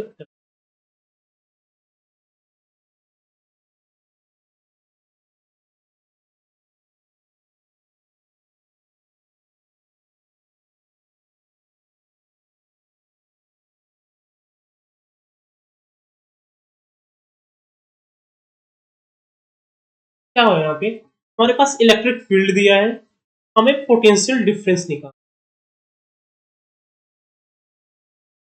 potential difference between P and Q, P and Q के बीच का हमें पोटेंशियल, ठीक। सबसे पहले क्या करते हैं, हम इलेक्ट्रिक फील्ड को लिखते हैं। इलेक्ट्रिक फील्ड यहाँ पे यूनिफॉर्म है, इलेक्ट्रिक। अब देखो पोटेंशियल क्या होता है हमेशा, potential delta we, potential difference क्या होता है, इंटीग्रल होता है R1 से R2 तक minus E dot D L, जो होता है, ठीक है। तो क्योंकि यहाँ पे यूनिफॉर्म इलेक्ट्रिक फील्ड है, तो यहाँ पे हम सिंपली क्या कर सकते हैं, delta V equals to minus E vector dot delta L, या फिर दोनों के बीच का पोटेंशियल, वो क्या सर, वेक्टर, वेक्टर को लिखते हैं एल वेक्टर, ठीक है। ये करके हम सिंपल निकाल सकते हैं, क्योंकि यहाँ पे इलेक्ट्रिक फील्ड कांस्टेंट है, यहाँ पे इंटीग्रल नहीं करना पड़ेगा, हम सीधे डॉट प्रोडक्ट ले सकते हैं, ठीक है।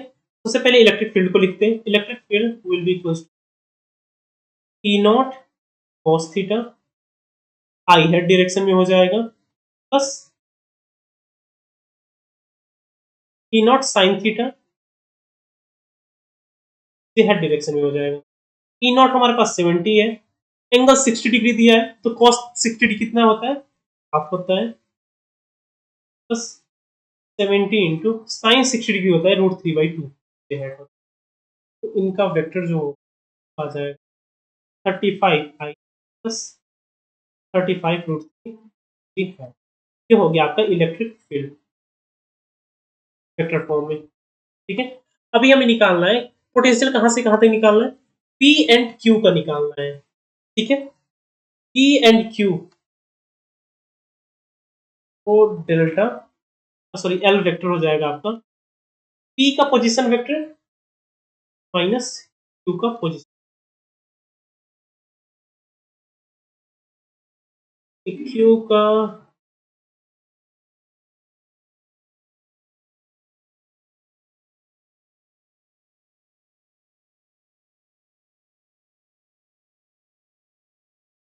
सॉरी क्यू माइनस पी करना है, पी से क्यू तक का पोटेंशियल डिफरेंस निकालना है ना। अच्छा अच्छा सॉरी सॉरी वेक्टर वही रहेगा, ठीक, पी वेक्टर माइनस, ठीक है, पी से क्यू तक लेके जाना है हमें, उसका पोटेंशियल डिफरेंस निकालना है। तो पी वेक्टर यूनिट वेक्टर कहाँ पे है, 2 आई हैट है माइनस √3,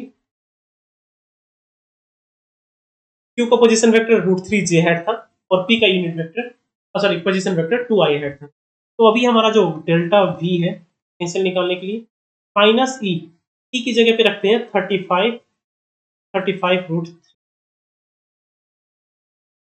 डॉट विथ 2 माइनस √, ठीक है, ये हो जाएगा आपका minus 35 into 2 minus 35 into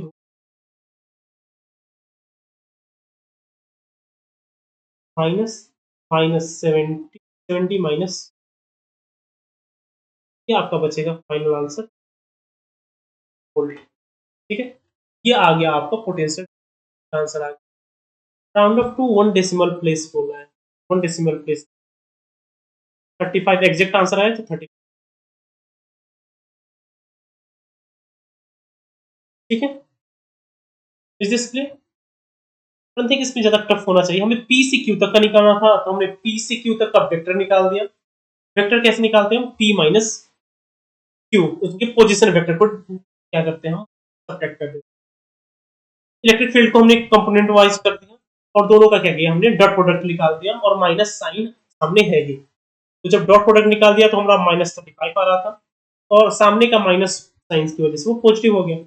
potential difference क्या है यहाँ पे 35 वोल्ट। ये पोटेंशियल डिफरेंस जो आ रहा है वो आ रहा है ऐसे कि क्यू पे ज्यादा पोटेंशियल है और पी, ठीक है, क्लियर है। ये यहाँ पे क्वेश्चन नंबर 59 करते हैं, ये 2 क्वेश्चंस बचते हैं बस, 59 एंड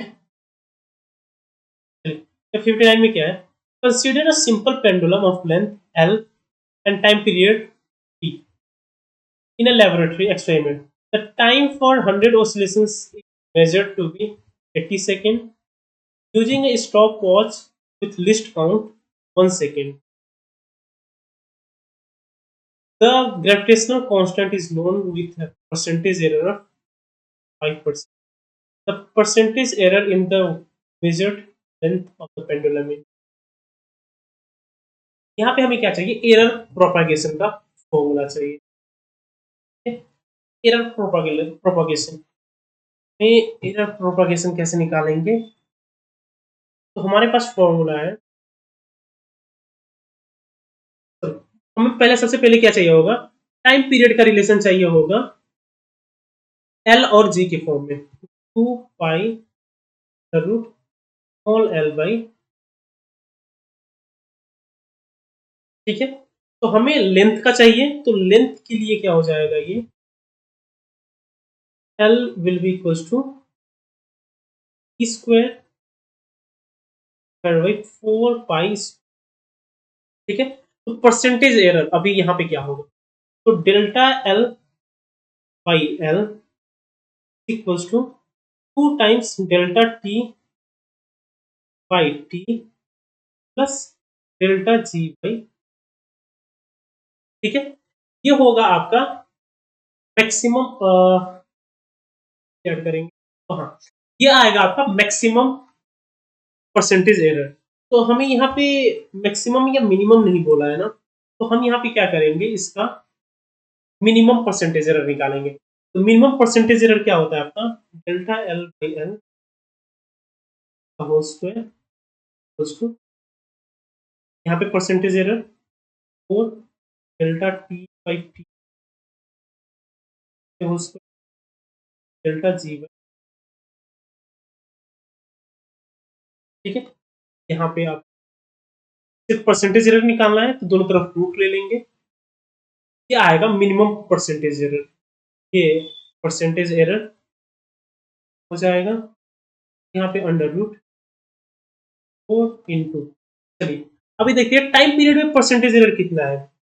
तो टाइम पीरियड में परसेंटेज एरर कितना है, हम हमारे पास जो स्टॉप वॉच यूज कर रहे हैं उसका एरर है 1 सेकेंड का, और उससे मेजर कर रहे हैं हम 80 सेकेंड्स, तो 1/80 हो जाएगा इसका परसेंटेज एरर इंटू 100, ये हो जाएगा 100/80 का प्लस डेल्टा जी बाई जी। तो जी में परसेंटेज एरर कितना है, 2.5%। यहाँ पे कैलकुलेटर करते हैं, कैलकुलेटर में आ जाएगा 100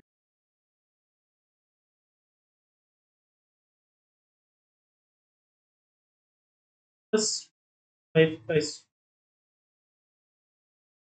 और 0, ये आ रहा है point.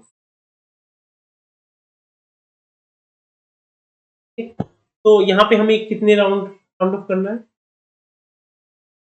Percentage error in integer बोल रहा है, ओके।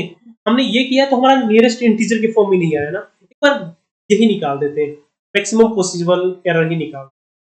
मैक्सिमम पॉसिबल एरर क्या हो जाएगा, 2 into delta T, delta T क्या है 1/8 इंटू 100 परसेंटेज में हो गया प्लस 0.5, ये करते हैं करने से इंटू 100/8 प्लस 2.5, ये आ रहा है नियरेस्ट, ये इंटीजर वैल्यू ये आ रहा है 5, ठीक है। यहाँ पे दोनों हमने ट्राई कर लिया, आंसर आ रहा है 5 इंटीजर में, और ये 3.5 आ रहा है। ये दोनों में कौन सा इसका बेस्ट सूटेड आंसर लग रहा है मुझे, तो 5। यहाँ पे एक्सप्लिसिटली मेंशन नहीं किया है कि मैक्सिमम निकालना है या फिर मिनिमम पॉसिबल एरर निकालना, यहाँ पे हम मैक्सिमम वाला ही लिख रहे हैं। कंफर्म कर लेता हूँ आंसर की का, तो इसका आंसर 5 ही है, यही आंसर करेक्ट है। नियरेस्ट इंटीजर में निकालना था, हमारा maximum possible sorry minimum possible error जो निकाल रहे थे वो इंटीजर के आसपास नहीं था, तो फिर हमने मैक्सिमम भी निकाला, तो मैक्सिमम एग्जैक्टली एक इंटीजर वैल्यू आ रहा था। तो क्योंकि यहाँ पे इंटीजर वैल्यू ही मांग रहा था, इसलिए हमने मैक्सिमम पॉसिबल एरर ही लिखी। यहाँ पे कहीं पे मेंशन नहीं है कि मैक्सिमम निकालना है या फिर मिनिमम निकालना है, तो मेंशन नहीं है, इसलिए हमने दोनों निकाला और जो मोस्ट सूटेड लगा वही हमने यहाँ पे रख दिया। ऐसे इतना कंफ्यूजिंग तो नहीं होना चाहिए था ये क्वेश्चंस, तो इतना वेग, आई मीन नॉट कंफ्यूजिंग, वेग, आपको मैक्सिमम निकालना है या मिनिमम। मैंने एग्जाम में भी शायद सेम ही किया था, दोनों निकाला और 5 वाला वो आया, क्या बोलते हैं इंटीजर आया एग्जैक्टली, तो मैंने 5 वाला ही आंसर रख दिया था इसमें, ठीक है।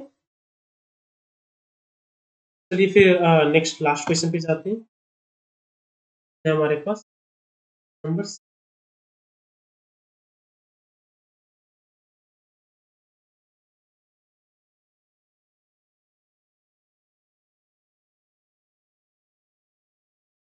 Particle of mass m in a potential Vx equals to 1/2 kx square is described by normalized wave function, या फिर wave function क्या है, ये normalized, where phi n are the eigenstates of the particle, the energy corresponding to the wave function units of h by pi, हमें यहाँ पे क्या दिया है, पोटेंशियल दिया है। पोटेंशियल क्या है, हाफ की एक्स स्क्वायर है, और ये सेम पोटेंशियल किसका होता है, ये सेम पोटेंशियल होता है आपका,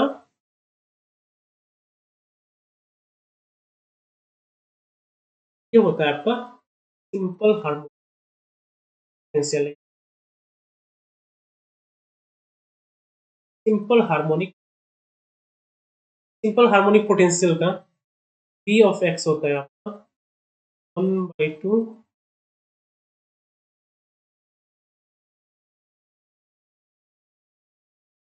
m स्क्वायर,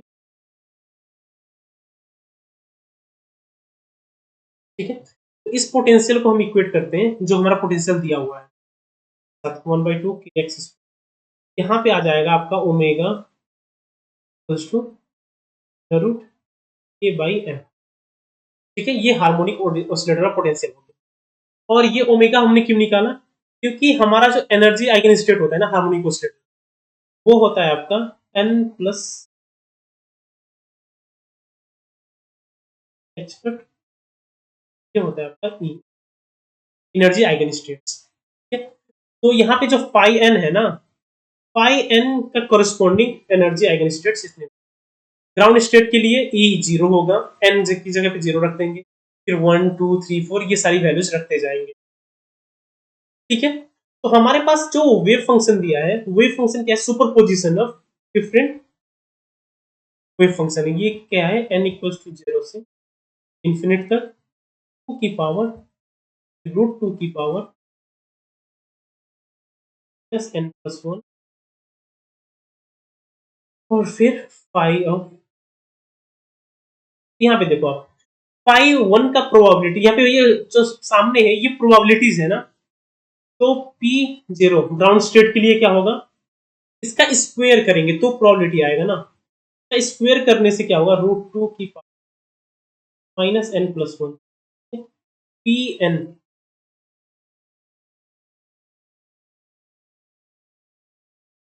पी एन का क्या करेंगे हम, होल का कंप्लीट का स्क्वायर कर देंगे, पी एन आ जाएगा आपका 2 की पावर माइनस n प्लस, ठीक है। ये पी एन हो गया। तो अभी हमें क्या निकालना है, हमें एवरेज एनर्जी निकालना है, the energy corresponding to the wave function, इस वेव फंक्शन का एनर्जी निकालना है, पूरे वेव फंक्शन का एनर्जी निकालना मींस एवरेज एनर्जी ही निकालना, एवरेज एनर्जी हो जाएगा आपका पी समेशन पी एन, और ये कहां से कहां तक, n इक्वल्स टू 0 से इन्फिनिट तक, पूरे पूरे फाई एन के लिए हमें इंटीग्रेट निकालना होगा ना, ये हो गया सम n इक्वल्स टू 0 से इन्फिनिट तक, पी एन की जगह पे रखेंगे 2 की पावर माइनस n, और एनर्जी हो जाएगा आपका, एनर्जी होगा n plus half H cut, तो यहाँ पे एच कट ओमेगा क्या आ जाएगा, कॉमन बाहर आ जाएगा, कांस्टेंट पे, फिर हमें सिर्फ सम निकालना पड़ेगा 0 से 2 की power minus n plus 1 n plus, हो गया, ठीक है। और यहाँ पे हमें हमारे पास इंफॉर्मेशन क्या है, ए की पावर माइनस n का, ओके। फिर हम यहाँ पे क्या कर सकते हैं, अलग अलग टर्म में इसको ब्रेक कर देते हैं, एक बनेगा समेशन n इक्वल टू 0 की power minus n plus 1 times n plus 1/2 common summation n equal to 0 से इंफिनिट की पावर माइनस n प्लस,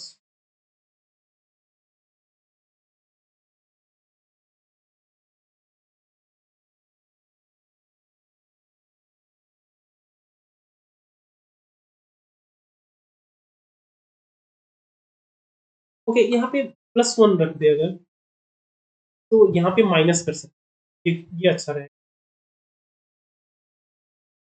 ये minus, this will be better. अभी n+1 की जगह पे हम सिंपल n, कोई ना, वी कैन डू दिस से रख सकते हैं अभी। तो n will start from -1 to,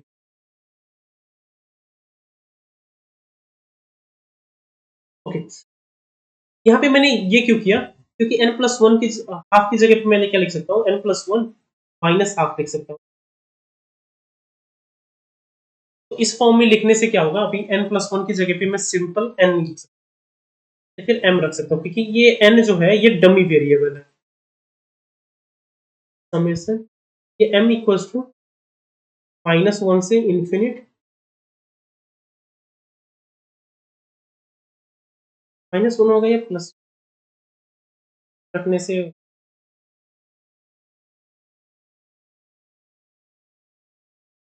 एक सेकंड,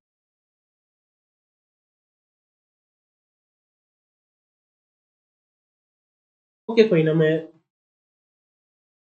इस फॉर्म विल,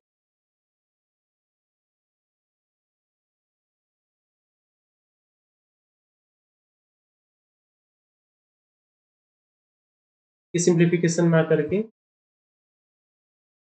इफ इट्स,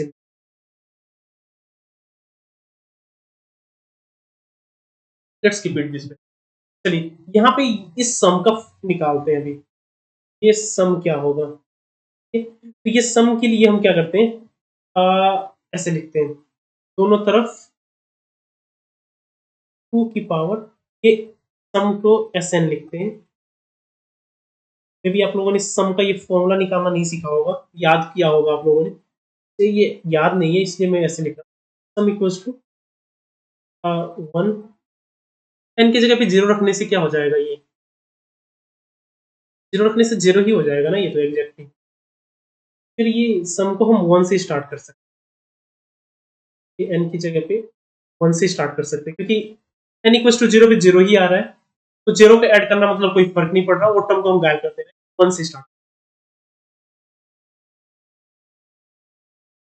ठीक है। ये हो जाएगा आपका एस एस एन हो जाएगा आपका, जब 1 रखेंगे तो 1 हो जाएगा, प्लस जब 2 रखेंगे तो 2 डिवाइडेड बाई हो जाएगा, प्लस जब 3 रखेंगे 3 डिवाइडेड बाई 2, 2 का स्क्वायर, प्लस 4 डिवाइडेड बाई 2 का क्यूब, प्लस ऐसे हो जाएगा इन्फिनिट तक। फिर एस एन इसको 2 से मल्टीप्लाई कर देते हैं, तो 2 से मल्टीप्लाई करने से क्या हो जाएगा, यहाँ पे ये बचेगा, ये टर्म नहीं होगा, ये हो जाएगा, इसके साथ मल्टीप्लाई करने से 2 हो जाएगा, इसको 2 से मल्टीप्लाई कर देंगे तो 4/2 हो जाएगा, या फिर 2 कैंसिल हो जाएगा ना, ये भी 2 बचेगा, सर बचेगा, प्लस 2/3 स्क्वायर हो जाएगा, sorry 3/2 plus 4/2 square plus 5/2 cube plus dot dot dot dot, ऐसे बनेगा। तो यहाँ पे क्या करते हैं, ये दोनों को सब्ट्रैक्ट करते हैं, तो S N will be equal to, S N will be equal to क्या हो जाएगा, सारे टर्म्स को टर्म बाई टर्म घटाते हैं, तो ये 2 को रहने देते हैं ऐसे ही, ये 2 से 1 घटेगा तो बचेगा 1, प्लस इस टर्म से ये वाले घटेंगे, इस वाले से इसको घटाते हैं, इसको से घटाते हैं, यहाँ पे बचेगा 1/2 plus 1/2 square plus 1/2 cube plus ऐसे ही बचेगा।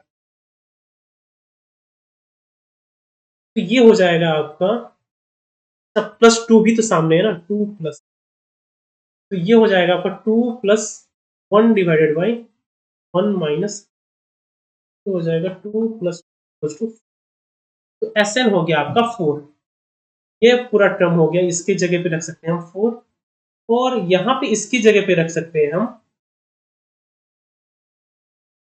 फर्स्ट टर्म कितना हो रहा है, n इक्वल टू 0 रखे तो 2 हो जा रहा है और 1 माइनस, इसका सम हो जाएगा आपका, इसका सम भी 4 आएगा और हाफ से मल्टीप्लाई होगा, तो हमारा जो ई एवरेज आ रहा था वो आएगा अभी एच कट ओमेगा,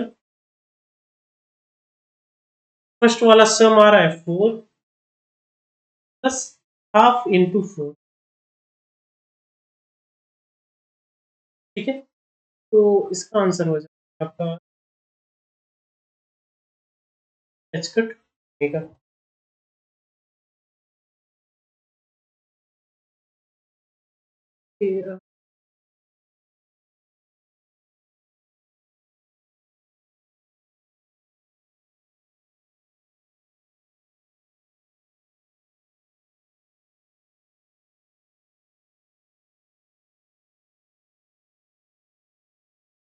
यहाँ पे क्या निकालना है हमें,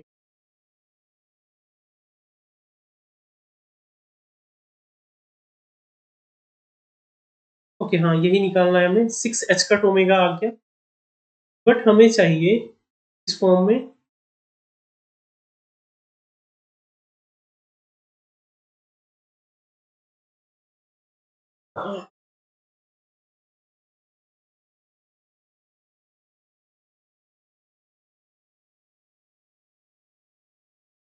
हाफ के एक्स स्क्वायर ही है, ओमेगा निकाल दिया हमने, एनर्जी आइगन स्टेट्स होते हैं n प्लस, प्रोबेबिलिटीज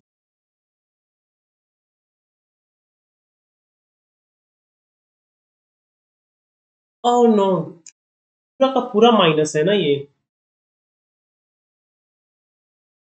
-1 प्लस 1 कर दिया था मैंने, ये पूरा का पूरा ही माइनस में,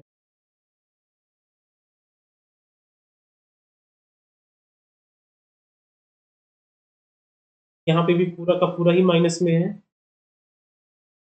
तो फर्स्ट टर्म अभी होगा, यहाँ पे सम फिर से निकालते हैं सम, ये वाला दूसरे वाले टर्म का सम हो जाएगा, ये तो सिंपल है, इसका सम हो जाएगा, फर्स्ट टर्म कितना है इसका, अगर n इक्वल टू 0 रखते तो 1 हो जाएगा,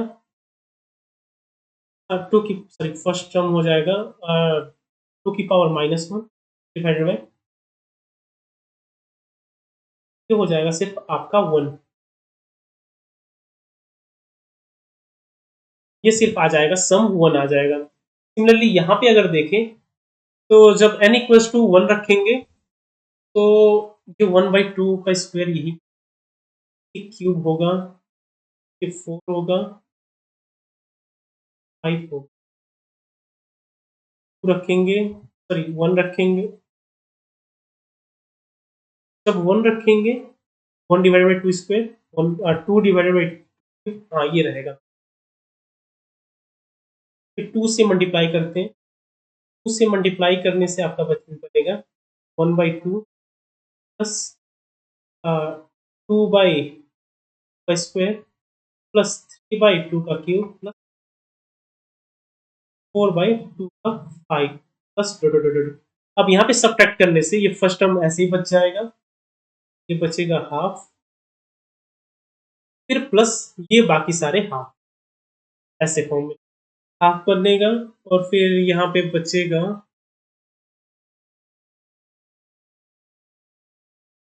ये वाला टर्म बनेगा 2/2 का स्क्वायर, 2/2 स्क्वायर में से 1/2 स्क्वायर घटाना है, तो 1/2 स्क्वायर 2/2 ये बनेगा, तो अभी जो हमारा सम आएगा, अभी देखो आप फर्स्ट टर्म कितना है, हाफ है, रेशियो कितना है, कॉमन रेशियो वो भी हाफ ही है, ये वैल्यू भी आ जाएगा आपका 1, अभी जो एनर्जी आइगन वैल्यूज आएंगे वो ये 1 प्लस 1/2 इंटू 1, ये भी 1 ही आया है, हमारा आंसर आया 3/2 एच कट ओमेगा, वैल्यूज रख देते हैं, तो 3/2 की जगह एच कट की जगह पे रखेंगे h/2 पर, ओमेगा की जगह पे √k/m, ये रखने से 3/4 टू h √k/m, तो 3/4 कितना होता है, ये यही वैल्यू तो निकालना था ना हमें, क्वेश्चन के लिए आपको वैल्यू निकालना है हाँ इसी का, बाकी सारे ये यूनिट्स के फॉर्म में हो गए h by पाई, और जो कोफिशिएंट आ रहा है 3/4, 3/4 कितना होगा आपका 0.7, इसका आंसर हो गया 0.7। एज यू कैन सी कि क्वेश्चन आप कर सकते हो, ऐसा भी नहीं है, बट क्वेश्चन टाइम कंज्यूमिंग है, और थोड़ा सा भी मिस्टेक हुआ अगर कहीं पे, आप समझ सकते हो कि कितना ज्यादा टाइम वेस्ट होगा, कितना ज्यादा टाइम फिर से लगेगा। तो वही है, न्यूमेरिकल आंसर टाइप्स में यही दिक्कत होता है कि टाइम बहुत ही ज्यादा कंज्यूमिंग होता है वो, इसलिए भी मैंने इसको लास्ट में ही किया था कि लास्ट में जो टाइम बचेगा उतने में करूंगा जिससे होगा, अगर टाइम बचा तो, अगर नहीं हुआ तो बाकी के जो ऑप्शंस वाले थे उसमें से मैंने मेक श्योर किया था स्टार्ट से, जब मैं क्वेश्चन करते जा रहा था तो मैंने मेक श्योर किया था कि उनमें से रॉन्ग ना हो, जो मैं क्वेश्चंस कर रहा हूँ कम से कम उसमें से रॉन्ग ना हो, कोई भी आंसर राइट निकाल के ही मैं करूँ। ठीक है, तो दिस कंक्लूड्स आवर 2026 का पेपर, ये पेपर सॉल्व हो गया। अभी कोई भी डाउट हो तो आप कमेंट में व्हाट्सएप ग्रुप में पूछ लेना, और अगर आपने अभी तक क्लास ज्वाइन नहीं किया है, क्लास के लाइव क्लासेस या रिकॉर्डेड क्लासेस आपने नहीं किए, तो आप एक बार ट्राई करना, you will get benefit from it. अगर ऐसे अगर आप खुद से अगर प्रैक्टिस करने का सोच रहे हो तो बहुत ही ज्यादा दिक्कत होगा, सारी चीजों को आपको खुद की ढूंढ के लाना पड़ेगा, फिर टाइम निकालना पड़ेगा पढ़ने के लिए भी, it is lot time consuming. इसकी जगह पे आप क्या कर सकते हो, सारे कोई आप हमारे साथ जुड़ जाओ, हम हमारे साथ पास से आपको लाइव क्लासेज एक स्ट्रक्चर मिल जाएगा, दिन के 4 घंटे का क्लासेस मिल जाएंगे आपको लाइव और रिकॉर्डेड, फिर आपको असाइनमेंट्स मिलेंगे, पीपीपीस मिलेंगे, सब्जेक्ट वाइज क्वेश्चंस मिल जाएंगे आपको, टॉपिक वाइज क्वेश्चन सॉल्व करने के लिए भी, प्रैक्टिस करने के लिए, सारी चीजें आपको एक जगह पे मिल जाएंगी, आपको सिर्फ फोकस करना पड़ेगा पढ़ाई करने के लिए, प्रैक्टिस करने के लिए। ठीक है, तो आप एक बार चेकआउट कर लेना कक्षास को, और आप हमारे साथ जुड़ सकते हो, डिस्क्रिप्शन में लिंक मिल जाएगा आपको व्हाट्सएप ग्रुप का और कक्षास के सारे बैचेस का भी। ठीक है, ओके देन थैंक यू, आज के लिए इतना करते, मिलते हैं नेक्स्ट सेशन में नेक्स्ट प्रॉब्लम सेट के साथ। Bye bye.